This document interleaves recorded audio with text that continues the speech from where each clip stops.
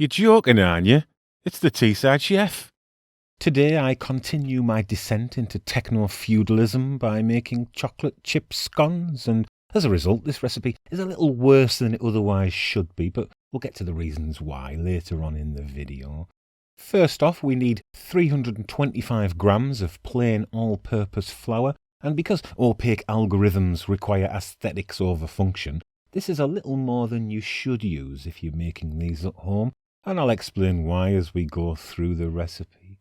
I added in 15 grams of baking powder, a generous pinch of salt, and 60 grams of sugar. And now I'm going to blitz those dry ingredients together. I'm using my kitchen machine to make these chocolate chip scones, but you can do this by hand quite easily.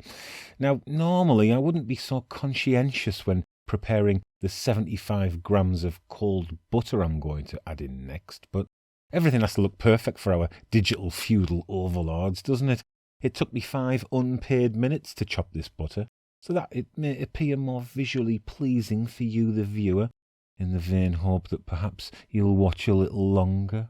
You don't have to go through this rigmarole if you're not engagement hungry like myself, of course. Just hide the butter in and blitz together until you have a kind of fine breadcrumb consistency like what I'm showing you here.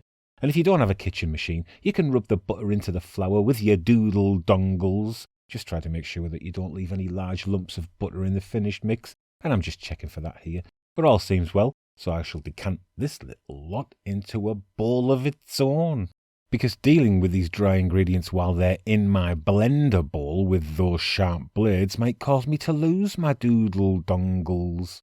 Now I have 100 grams of dark chocolate chips now, and dark chocolate chips are best for this, as they pair much better with any toppings you might want to put on your scones, jam and whatnot. And I've taken 25 grams of those chocolate chips out and put them to one side for reasons that will become apparent a little later.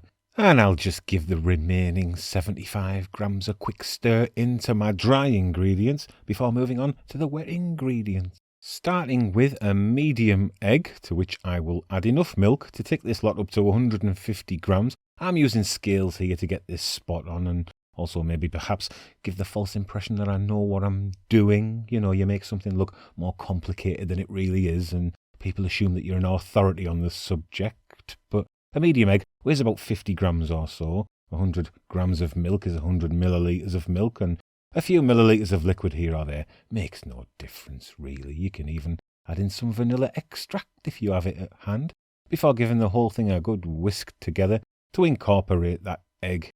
After which we can add the wet straight into the dry. Now, you might think at first that you don't have enough liquid in the mix when you begin bringing it together with a large spoon or similar. But as you stir, you'll notice that the dough will become more sticky as the dry ingredients absorb the moisture. And it is the sticky consistency that you're looking for. As I explained earlier, I'm not able to achieve the perfect stickiness because I have to make this all look good on camera, don't I? And as I begin bringing it together with my hands, if it was the ideal stickiness, it would look very untidy, and everybody would be clicking off because it would look like I had no idea what I was doing. The algorithm would crush my video, my channel would die, and I would have to resort to giving hand jobs in pub car parks in order to feed my children. But rest assured, if your dough is a little stickier than what you see here, it's actually perfect. So maybe going with a little less flour than what I suggested at the beginning, and you can always add more in to compensate if you can't manage your dough. And as you roll your dough out, try and use as little flour as possible on the bottom and the top, and only a light roll is needed, really. You could even forego the rolling pin and just flatten it with your hands if you like, but wet your hands first if the dough is too sticky. And for the best results, your dough should be rolled or flattened to a thickness of around 2 centimetres, which I measured with my old school ruler. I'm also measuring the cutter here. It's 5.5 centimetres, and that'll give me 12 scones for this mix. And because of the stickiness of the dough, I'll need to bring in a generous amount of icing sugar in which to dip my cutter. And that icing sugar barrier should afford me the opportunity to cut these scones out in a visually pleasing way that will appease my transitionary audience. And when cutting these scones, you don't want to twist the cutter as you pull it out. This could affect the scones when they bake, meaning that they won't rise straight. I mean, they might not rise perfectly straight anyway, but avoiding twisting will prevent them from falling over as they rise in the oven. with any luck, and I'm always tempted to twist for some unknown reason. It's like wetting the bed, I suppose. You get a nice warm feeling, but you know you're doing wrong. And any excess dough can be brought together afterwards and rolled or flattened out again gently. And you do want to handle this dough very gently, really. Avoid working it too much if you can, so you don't strengthen the gluten, making the scones all chewy. And I'm bringing in an already cut scone to compare the thickness of my excess dough, just to make sure that we have an egalitarian collection of pre-baked goods. And now you've seen the cutting and non-twisting several times, you can't complain if your scones don't rise evenly, can you? Although, as you all well know, engagement helps even if it's negative, so you can call me all sorts in the comments below if you like, and some people have already done that. I've been called a wanker, a tit, and an annoying twat, amongst other things, but it only makes me sad for a little while. And I need another egg and a little splash of milk, of course, to brush the top of the scones, and if you can, try to avoid getting too much egg down the sides, but a little bit is almost unavoidable in this imperfect world. I've already turned my oven on, which brings me to my banal question of the week to farm engagement.